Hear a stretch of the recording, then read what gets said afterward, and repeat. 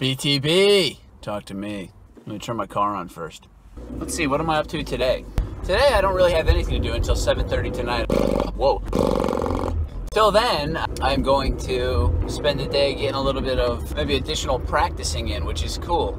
Played last night at this joint called Bogies out in Westlake Village with Bernie Dressel Big Band. Bernie's a drummer here in town. He was playing with Big Fat Band for a while. He toured with Brian Setzer Orchestra back in the day. I never did the Setzer Orchestra gig with him. His charts are real, kind of flag wavers. Bernie's a great drummer. He plays in the style of Buddy Rich. Everything's real up on top of the beat, so you got to play everything really on the top side, which actually is pretty cool, and it's sort of something that I picked up out here in LA. When I was living in Texas, I used to really like to play more on the back side of the beat and lay things back and, you know, play fat quarter notes, really hold back the upbeats, that kind of stuff. After being out here for a few years, I've really gotten into this playing real on top of the time. It's got its own pocket there, and it's pretty fun. Oh, but anyways, last night also, for some reason, my chops were feeling pretty tired. Not up here, but farther back here. Could be from doing all the isometrics and stuff every morning. I'm gonna keep doing it. It's still paying off, but I think that yesterday I was feeling the fatigue a little bit. But the sun is out. Smog Dome has returned. Another day in paradise. You know, I'd also like to talk about my perfect pitch training because, well, I did it every day in December, and I've done it every day in January. It's an interesting process. The thing that I'm doing now is listening to closed 3-note voicings on the synthesizer.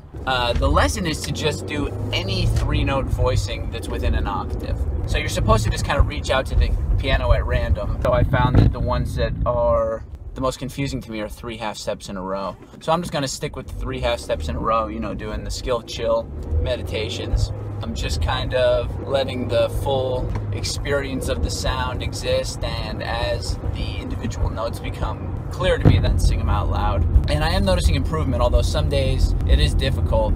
It's much easier to do with earplugs in. Noise. We live on a busy street and there's a lot of noise, so sometimes all the extra noise makes it a little bit more difficult to hear each of the tones. Well, the other thing too is that I already know intellectually that the voicing is 3 half steps in a row. So another part of the experience that's been sort of interesting to me is the knowing. I know I could just sing 3 half steps in a row, because it's usually pretty easy to hear, you know, the top tone or the bottom tone or either. And it tends to be the middle one that gets a little bit lost in there. So if I know what the bottom or the top tone is, it's easy to sing 3 half steps, da-da-da, but that's not really the exercise. The exercise is to hear each individual note individually. I'm not identifying that it is 3 half steps. I'm actually working to identify each individual fundamental, or the note. So it's been good. I've been working on the closed 3-note voicings now for, gosh, almost 3 weeks. Sometimes I notice that I'm picking up on things and it sounds nice and clear to me, and other times it just sounds like, you know, it's just difficult to tell what's going on, but I'm gonna keep doing it. This is a great exercise for anyone to do, is just start with 2 notes. Just walk over to the piano and just hit 2 notes randomly on the keyboard. And don't worry about what the interval is. Just listen to the collective sound that they make and then see if you can start to sing each individual pitch. You might be surprised at the amount of skill that goes into unlocking the tones like that. And I've known some really good musicians that I've showed this to that they've got trouble doing that. So it's a good exercise. And based on my experience, I would say just start with the half steps. Just walk over to the keyboard and hit 2 notes right next to each other on the piano and just kind of let the sound soak into your body. Because once you're clearly hearing the 2 half steps, then it's been my experience that the greater the distance between the 2 notes, the easier it is to distinguish between them. Food for thought.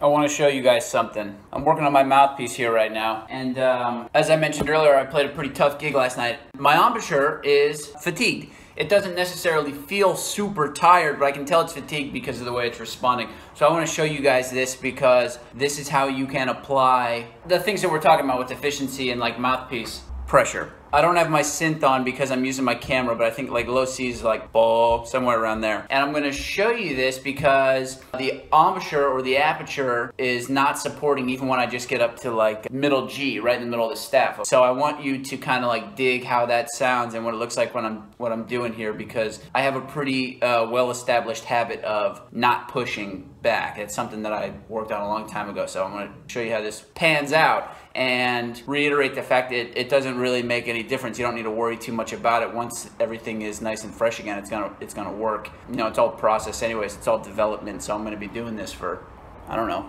till I'm dead. Ball.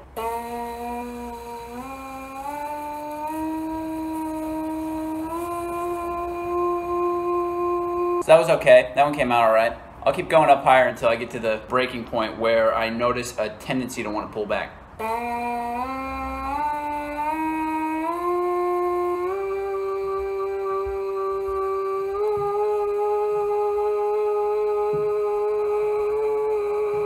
So that's where I'm noticing that I want to pull back. I want to pivot. You know, I wasn't even getting to the B. I was getting like something closer to a B flat coming out there. But that's cool. That's just what I wanted to show you guys is that's the sort of thing that if you start adopting that mentality, using that mentality in the practice room, then I think you're going to start to notice that eventually you'll just no longer use excessive mouthpiece pressure in the practice room. I still do all my gigs. If I got a pound of high G, you better believe it, I got my pinky in the ring and I'm jamming that thing into my face. That's just because I don't have the development yet to do it otherwise. So that's, you know, one of the principles that I'm trying to get you guys on board with in practice.